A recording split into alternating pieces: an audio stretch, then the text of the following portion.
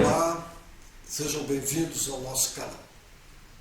Hoje eu quero compartilhar com vocês algumas informações sobre emissões mundiais de gases de efeito estufa, mas repartidos por setores de atividade econômica, ou seja, o que a indústria, o transporte, a agricultura, os serviços, cada um desses setores emitem. A atividade de produção e consumo de bens e serviços, como a gente sabe, elas produzem, geram gases de efeito estufa. São gases antrópicos, ou seja, produzidos pelo homem, são produzidos naturalmente. Como é que isso acontece? Simplificando do ponto de vista físico, os gases de efeito estufa que nós geramos, eles têm a propriedade de absorver os raios infravermelhos que chegam até a Terra vindo do Sol. Uma parte desses infravermelhos chega até a Terra e eles são reenviados de volta ao espaço.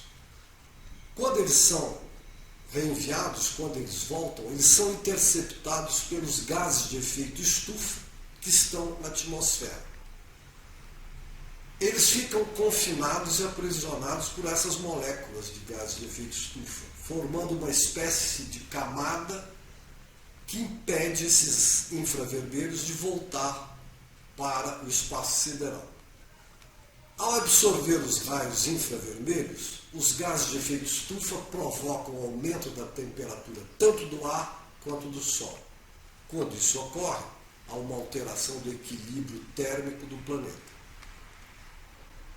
Os gases de efeito estufa são vários, mas 3 correspondem a mais de 98% do total.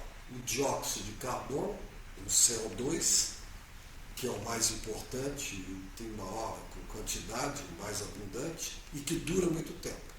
O metano, que é o CH4, e também os óxidos nitrosos de nitrogênio, formados de nitrogênio, como se diz. Agora eu vou convidar vocês para ver o primeiro gráfico que mostra a concentração de CO2, apenas do CO2, na atmosfera em partes por milhão, desde 1955 até hoje.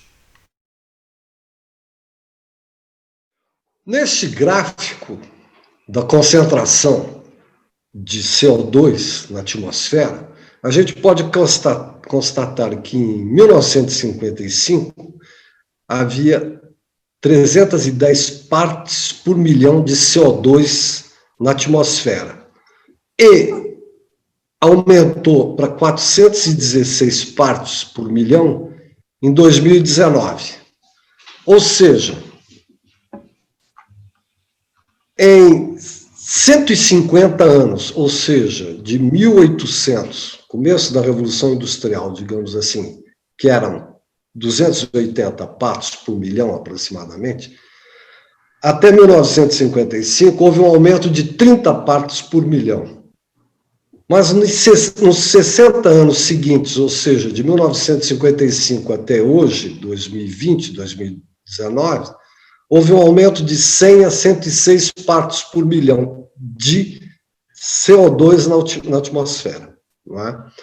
Só para completar essa questão, para dizer que partes por milhão significa um volume de ar de 1 metro cúbico dividido em 1 milhão de partes, e que essa 1 milhão de partes, 310 eram de CO2 em 2015, em 1955, e que passou para 416 em 2019. Agora nós vamos passar, convido vocês para ver um segundo quadro, que é o mais importante, que são as emissões de gases de efeito estufa, de origem antrópica, por setor de atividade econômica, em porcentagem de emissões de gases de efeito estufa. Esse gráfico, ele mostra as emissões dos gases de efeito estufa, particularmente daqueles 3 que foram citados anteriormente, em porcentagem das emissões por setores, e os dados são de 2017. Só para lembrar, porque as energias que emitem gases de efeito estufa são o carvão, o petróleo, o gás natural e a biomassa, o biogás e os biocombustíveis, né? Os demais fontes de energia não produzem gases de efeito estufa. A energia hidráulica, que faz a hidroeletricidade, o nuclear, o solar, a térmica, o solar térmico e fotovoltaico, a eólica, a geotérmica, a maremotriz. Olhando o gráfico nesse momento, nós vamos olhar a parte azul, que corresponde, está marcado 20%. Esses 20% correspondem às centrais elétricas a carvão, ou seja, são centrais única e exclusivamente destinadas à produção de calor, e essa produção de calor é fundamentalmente destinada à produção de eletricidade. Aqui eu só quero lembrar uma coisa, tem muita gente que confunde, é normal, energia primária com eletricidade, né? Então, esse carvão aqui, 20% das emissões provém das emissões de CO2, no caso, de emissões de gases de efeito estufa, no caso, essencialmente CO2, é a queima de carvão. Para fazer eletricidade, nós temos que aquecer água. Essa é uma das maneiras essenciais, com exceção da hidroeletricidade. Você esquenta a água vira vapor e ela sai por um orifício pequeno, com muita força, e faz girar uma turbina com alternador. Quando ele gira essa turbina com esse alternador, gera eletricidade. A eletricidade, ela existe na natureza, mas a gente não tem condições de colocar uma tomada num raio elétrico ainda. Nós agora vamos passar para os 7%, que é marrom. Esses 7% são centrais elétricas, sobretudo movidas a gás natural e a petróleo. Só que o petróleo é muito pouco usado para a produção de eletricidade, né? Só para lembrar para vocês que 70% de toda a eletricidade que existe no planeta Terra, que é usada, mais ou menos, quase 70%, ela é produzida com combustíveis fósseis. Ela é com carvão, com gás natural, esses dois, um pouco com petróleo, e o resto é essencialmente energias fósseis. O restante é que é feito com hidroeletricidade, com biomassa, né? Se usa biomassa um pouco, mas muito pouco para fazer eletricidade, o nuclear e um pouco da eólica e da fotovoltaica. Então, nós temos, dos 100% de emissões de gases de efeito estufa, 27% essencialmente para a produção de eletricidade. Depois nós vamos passar para os 6% abaixo, que é cinza. Esse é um segmento industrial, mas ele tem uma importância que é necessário destacar, que é a produção de cimento. A produção de cimento, ela emite CO2 tanto pelo uso da energia para fazer o cimento, que você usa o carbonato de cálcio, para poder dissociá-lo, você usa energia, uma energia fóssil qualquer, que queima o carbonato de cálcio. Quando o carbonato de cálcio ele vira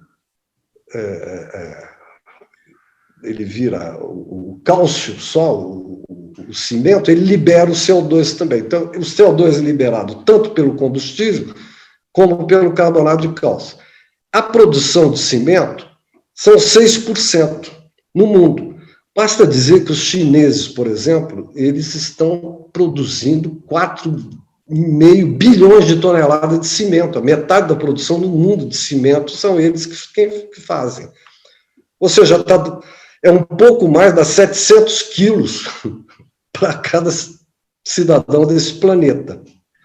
E outra coisa, 6% de emissões de CO2 é exatamente a mesma quantidade de emissões de CO2 dos veículos de passeio existentes no mundo. No mundo tem 1,5 bilhão de 1,2 bilhão, veículos de passeio, de gás efeito estufa, essencialmente CO2. Em seguida, nós vamos passar para o setor industrial. Digamos assim, tanto o setor de cimento industrial como a produção de energia também. Mas aqui seriam mais a indústria de metais não metálicos, química, metalurgia, agroalimentar, setor da construção, todo tipo de manufaturas, né? Eu só quero... a gente tem que tomar cuidado e fazer alguma pequena distinção, porque muitas vezes a produção, por exemplo, no caso da eletrólise do alumínio, o alumínio, depois de você reduzir o minério com carvão, ou com óleo, etc., você tem que fazer eletrólise. E a eletrólise do alumínio é feita com eletricidade. Essa eletricidade, em geral, ela vem dos 20% ou dos 27% que nós falamos no começo ali, que é a produção de energia elétrica com carvão ou com gás. Depois nós passamos para o setor residencial. As residências, elas emitem CO2 no aquecimento e na cocção, para cozinhar. Por exemplo, se você usa um bujão de gás, esse gás emite CO2 quando ele faz a combustão aqui. Se você não usa eletricidade para aquecer, por exemplo, você usa... Muitos prédios usam diesel, óleo combustível, para aquecimento. Né? Em seguida, vem o setor transportes, está em vermelho. O setor transportes é fundamental, é o que a gente poderia dizer que é o sistema sanguíneo da sociedade termoindustrial. Tudo que é transportado no planeta, 95% do que é transportado no planeta depende de petróleo. Gasolina, diesel, querosene, mas é petróleo. Apenas 5% que é usado outras coisas, carvão, lenha, ou eletricidade fabricada do carvão, etc. Bom, desse setor transporte, 6% dos 14, vamos dividir os 14, 6% são os transportes de pessoas, veículos de passeio. Só para lembrar que, nesses últimos 20 anos, a produção desses veículos chamados SUV fez aumentar essa parte de 6% em 20%, porque o SUV é um veículo que consome mais energia. E ele teve uma procura espantosa. E é muito, muito curioso, porque a indústria do automóvel, ao mesmo tempo que está pretendendo fazer carro elétrico, está fazendo esses SUVs, né, que consomem muito mais. Os caminhões, eles são responsáveis por 4% das emissões de gases de efeito estufa, essencialmente CO2. E é fundamental, porque o caminhão, porque às vezes, eu estava conversando com uma pessoa que achava que podia resolver o sistema de transporte por outros meios que não fosse o caminhão. Sim, mas o problema é que, atualmente, para manter uma cidade como São Paulo, você depende de um fluxo constante, tenso, de carga que entra imediatamente na cidade e ele é consumido praticamente em questão de dias, não é? Então, o transporte de carga é uma coisa impressionante, a importância dele, o volume. Tanto é que as paralisações são terríveis, né? 4%. O transporte aéreo emite 2% do gases de efeito estufa e o transporte naval, os grandes barcos, etc., mais 2%. Em seguida, nós vamos tratar da questão da agricultura. A agricultura tem dois pedaços nessa pizza aí, nessa pizza colorida. O verde de 20% é essencialmente agricultura moderna. Tem um pouco da agricultura camponesa também, mas essencialmente esse segmento é da agricultura moderna. E onde o CO2 é menos importante. Né? A produção é muito grande de metano, CH4, também de óxidos nitrosos. Esses dois vêm, por exemplo, os óxidos nitrosos vêm da fertilização nitrogenada. Ou seja, a agricultura moderna ela precisa de adubos nitrogenados. Esses adubos nitrogenados são feitos do petróleo, do gás, essencialmente do gás. Precisam de 3 toneladas de gás para fazer 1 tonelada de adubo nitrogenado. Esses adubos nitrogenados liberam óxidos nitrosos. Também o sistema de esterco. Por exemplo, todo o sistema de pecuária intensiva que existe na Europa, nos Estados Unidos, na China, tem os dejetos, os estercos desses animais. Esses aí são reciclados no campo, eles emitem óxidos nitrosos. Além disso, os animais eles fazem a fermentação entérica, não é? Então eles emitem pelos dois lados. No caso dos herbívoros, sobretudo o arroto, mas também o pum. E é muito grande a quantidade que eles emitem de metano. Não é? O cavalo é mais o pum, porque ele não tem 4 estômagos. Os bovinos têm 4 estômagos. Né? Também provém das culturas inundadas, as culturas inundadas, tipo arroz irrigado e outras culturas. Além disso, tem o uso de máquinas e equipamentos, porque os tratores funcionam a petróleo, mas é bem menor. Outro aspecto da agricultura, são os 10% seguintes, é os que eles chamam mudança no uso dos solos, né? A mudança no uso do solo, no uso das terras. Essa mudança é a coisa que nós assistimos em grande parte no Brasil. A gente está assistindo isso na Indonésia, na Ásia, um pouco na África, que é os espaços naturais, as formações, os ecossistemas naturais, são ecossistemas naturais de floresta, de savanas, de cerrados, eles estão sendo transformados em ecossistemas antrópicos, destinados à cultura de grãos ou à pastagem.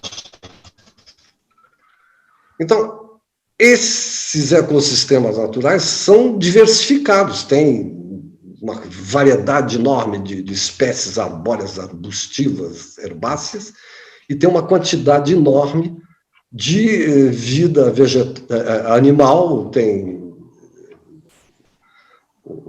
os fungos que são vegetais, etc. Então, esses espaços naturais estão sendo reduzidos em proveito da agricultura moderna e da pecuária moderna, não só, também ocorre isso também com o aumento da população em certas regiões agrícolas, mas é muito menor, muito menos significativo do que está acontecendo, por exemplo, no Brasil ou em outras áreas.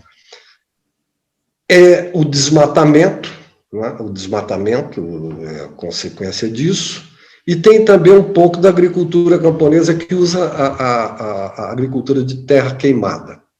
Então, essa perda de biodiversidade está sendo assustadora. Os levantamentos que estão sendo feitos recentemente, eles são, na Europa, é uma coisa espantosa. Onde se faz esse tipo de estudo? É 60% da queda de vertebrados, mesmo os insetos. Eu me lembro quando eu cheguei na França, nos anos 70, quando a gente viajava de carro, sobretudo não pelas autoestradas, mas também pelas autoestradas, o carro ficava cheio de insetos. Hoje, praticamente, você não vê mais.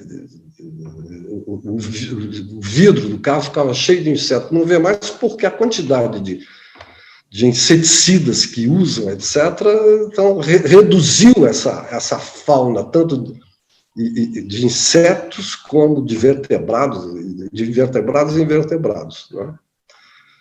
A agricultura, só para completar, a agricultura camponesa usa o sistema de pousio e queimada. No Brasil se usa mais. E, finalmente, nós temos aqui o setor comercial e outros, que representam mais ou menos 7% do consumo. E, antes de terminar, eu só queria... os 7%. Antes de terminar, o setor comercial. Antes de terminar, eu só gostaria de lembrar que nós estamos usando a internet aqui, as redes sociais. As redes sociais, atualmente, elas têm uma participação de 5% nas emissões de CO2 e elas provêm essencialmente dos 27% aqui de energia elétrica. Eu só quero dizer que quase 70% da energia elétrica é de origem fóssil, 30% não é. Eu aproveito para agradecer a todos e espero que tenha feito algum esclarecimento sobre essa questão. Mas a gente tem que refletir sobre essa associação entre a questão econômica, as atividades econômicas e os impactos que tem no aquecimento global e nas mudanças climáticas, que é um dos aspectos do que a gente poderia chamar crise ecológica. Os outros aspectos são perda de biodiversidade, esgotamento de recursos naturais renováveis e não renováveis e todo tipo de poluição do ar, da água, do solo, dos ecossistemas. Eu agradeço e até a próxima.